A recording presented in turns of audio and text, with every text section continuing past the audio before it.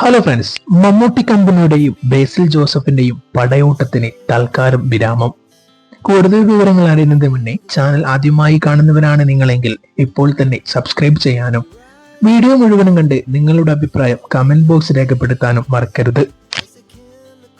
ചെറിയ സമയം കൊണ്ട് മലയാളത്തിലെ മികച്ച പ്രൊഡക്ഷൻ ഹൗസ് എന്ന് പേരെടുത്ത ഒന്നാണ് മമ്മൂട്ടി കമ്പനി. നിരവധി അവാർഡുകൾ വാരിക്കൂട്ടിയ നൻപകൽ നേരത്ത് മയക്കം എന്ന ചിത്രത്തിലൂടെയായിരുന്നു മമ്മൂട്ടി കമ്പനിയുടെ തുടക്കം. ചെറിയ ബജറ്റിൽ ക്വാളിറ്റി സിനിമകൾ മലയാളത്തിന് നൽകുക എന്നതായിരുന്നു മമ്മൂട്ടി കമ്പനിയുടെ ലക്ഷ്യം. അത് 100% നിറവേറ്റുകയും ചെയ്തു. റൊഷാക്, കണ്ണൂർ സ്കോഡ്, കാതൽ, ടർബോ എന്നീ ചിത്രങ്ങൾ സാമ്പത്തികമായി വിജയം നേടുകയും മലയാള സിനിമ പ്രേക്ഷകർക്കിടയിൽ വൻ ചർച്ചകൾ നടക്കുകയും ചെയ്തു. എന്നാൽ ഏറ്റവും ഒടുവിൽ റിലീസിനെത്തിയ മമ്മൂട്ടിയുടെ Dominic and the ladies purse Mammootty കമ്പനിയുടെ പടയോട്ടത്തിന് തൽക്കാലം ഫുൾ സ്റ്റോപ്പ് ഇട്ടിരിക്കുകയാണ്. മമ്മൂട്ടി കമ്പനി വിചാരിച്ചതുപോലെ Dominic and the ladies purse വേണ്ടത്ര സക്സസ് ആയില്ല. അതിന് കാരണവും മമ്മൂട്ടി കമ്പനി തന്നെയാണ്. ചിത്രം വേൾഡ് വൈഡായി 20 കോടിക്കടുത്ത് മാത്രമേ ഇതുവരെ കളക്ട് ചെയ്തിട്ടുള്ളൂ. ചിത്രത്തിന്റെ ബജറ്റ് 10 കോടിയിൽ താഴെ മാത്രം വേണമെന്നായിരുന്നു മമ്മൂട്ടി ആരാധകർ അവകാശപ്പെട്ടിട്ടുള്ളത്. എന്നാൽ കഴിഞ്ഞ ദിവസം പ്രൊഡ്യൂസേഴ്സ് അസോസിയേഷൻ പുറത്തുവിട്ട കണക്കുകൾ അനുസരിച്ച് ഡൊമിനിക്കിന്റെ ബജറ്റ് 19.2 കോടിയാണ്.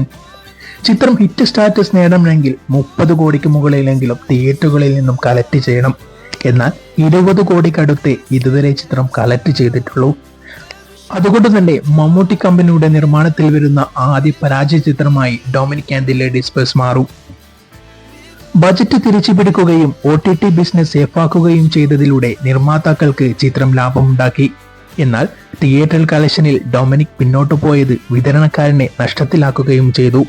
മമ്മൂട്ടി കമ്പനിയുടെ ആദ്യ തിയേറ്റർ ഫ്ലോപ്പായി Dominic and the ladies purse മാറുമ്പോൾ മമ്മൂട്ടി കമ്പനിക്കും ഇതിൽ നിന്നും ഒരുപാട് കാര്യങ്ങൾ പഠിക്കാനുണ്ട്. മമ്മൂട്ടി കമ്പനിയുടെ പബ്ലിസിറ്റി കുറവ് തന്നെയാണ് ചിത്രം ബോക്സ് ഓഫീസിൽ പരാജയത്തിനിടാക്കിയത്.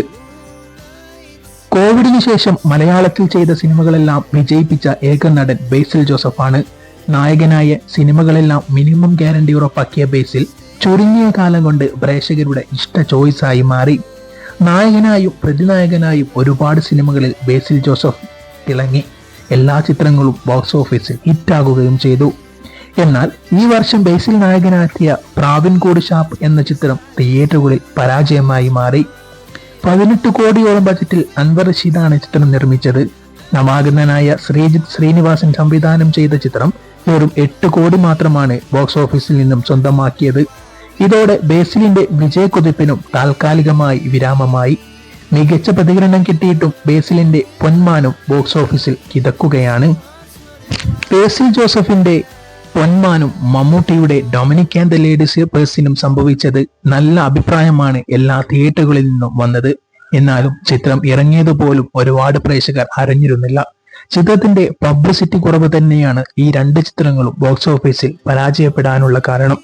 OTTയിൽ റിലീസായാൽ ഈ 2 ചിത്രങ്ങൾക്കും മികച്ച പ്രതികരണം തന്നെ ലഭിക്കും. ഇവരുടെ വീഴ്ചകൾ മനസ്സിലാക്കി അടുത്ത സിനിമയിലൂടെ തിരിച്ചു വരും എന്ന് നമുക്ക് പ്രതീക്ഷിക്കാം.